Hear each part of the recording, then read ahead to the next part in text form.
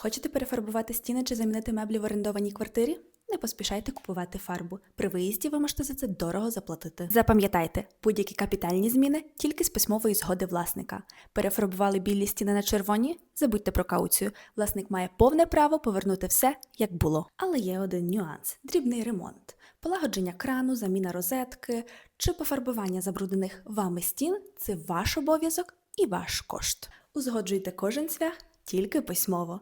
А ви колись робили ремонт в орендованій квартирі? Хто за це платив?